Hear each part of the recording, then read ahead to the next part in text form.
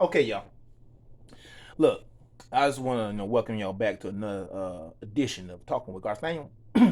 Now, I'm a Chiefs fan. You know what I'm saying? I was born and raised Cowboys fan. You know what I'm saying? I'm from Florida, and like the Miami Dolphins. You know what I'm saying? And so those are my three teams. I like different players and stuff like that. Whatever. But anywho, I don't know if y'all heard about this. It was three Kansas City fans found dead in their friend's backyard. But the friend, they all watched the game. This game just happened, you know what I'm saying, last weekend with the Kansas City Chiefs versus the Buffalo Bills. And um, you already know the Bills fans were, you know what I'm saying, upset, whatever, you know what I'm saying. But the thing about it is,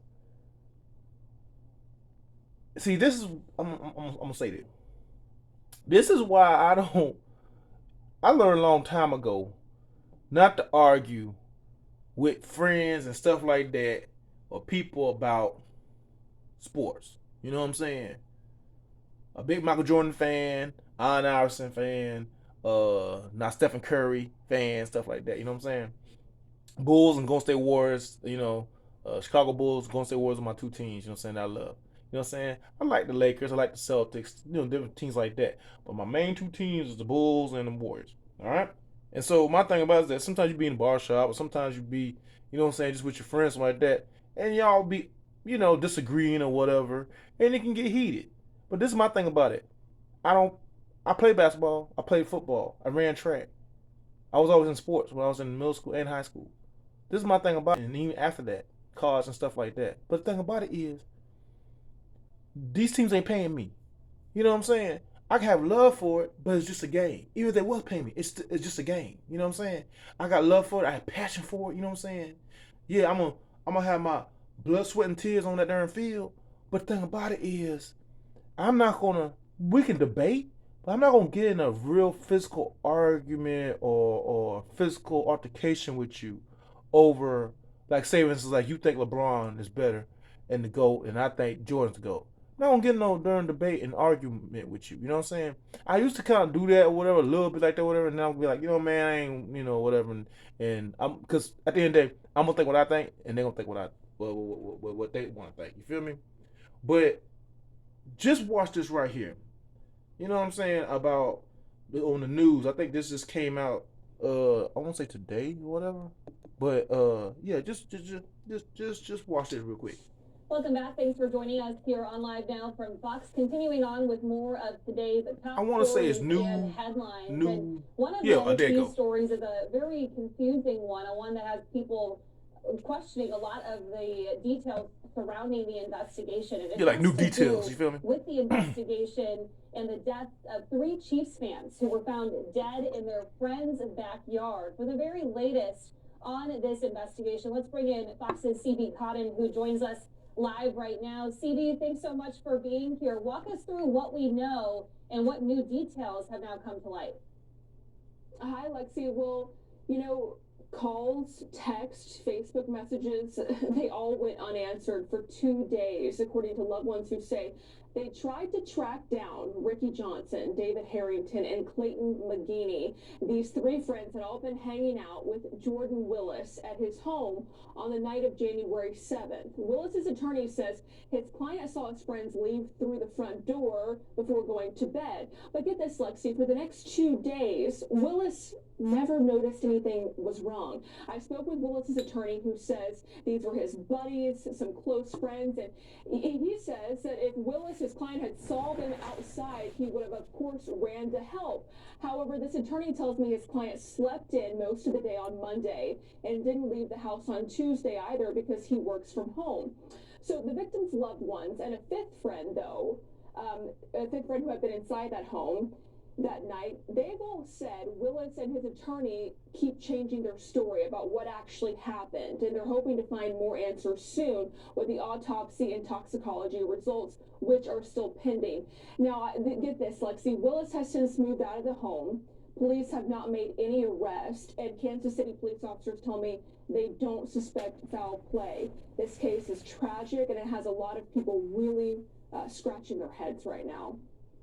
Yeah, and hearing just those details there too, CB, it has me Now, see, something questioning a happened. lot of the things with this, and I'm sure many viewers who are listening feel the same. So Somebody I knows want to something. ask you about that fifth friend that was there. Do we know anything more about that They individual told me they right don't now? suspect foul play, but still, So our somebody knows something. Kansas City affiliate has done some really great reporting on this story. They followed it very, very closely. The reporter there spoke with that fifth man over the phone, and they also spoke with that fifth man's attorney. He's now lawyered up, I should say. I bet he is. The attorney also echoing similar sentiments from the loved ones of the victims that the story being shared by Willis out in the public eye is not how he remembers it. This fifth friend said through his attorney that when he left the house that night, he recalled all four men, that would be Jordan Willis, Ricky Johnson, David Harrington, and Clayton McGinney. This fifth friend says he recalls all four of them being awake up watching Jeopardy. So that's the latest detail or clue that we have learned from the attorney of this fifth man. In the autopsy results, when do you think we can expect to get that back to them?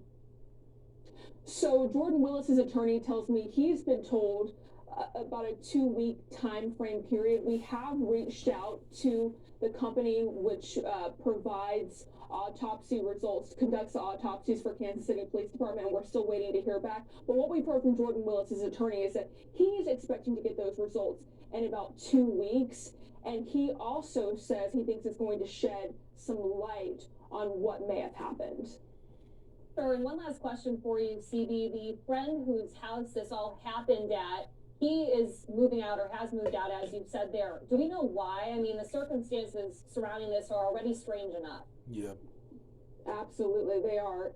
So that friend is Jordan Willis, and his attorney told me yesterday in an interview that his client moved out because of all the scrutiny surrounding the circumstances.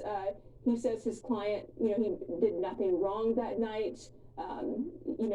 Went on to say that these three men were some of his closest friends, and had he known they were in danger, he would have tried to help. But he said he's just been thrust into the public eye because of this case. It's been overwhelming, and so he decided to pack up and leave.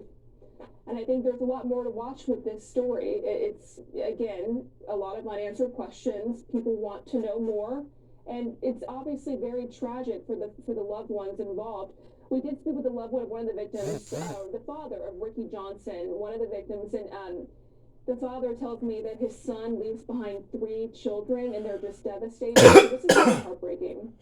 It is. It's heartbreaking all around. All right, Stevie, thanks so much for that update. We'll continue to check in with you for the latest. And see, my thing about this right here is that, you know what I'm saying, it's just hard for people to understand and not thinking that they got an argument and he did something. And that's why he's moving, and that's why he's on scrutiny. But it's like, that's why I say, man, that's why I don't argue. That's why I don't get in these little, you know what I'm saying, these debates or these altercations. People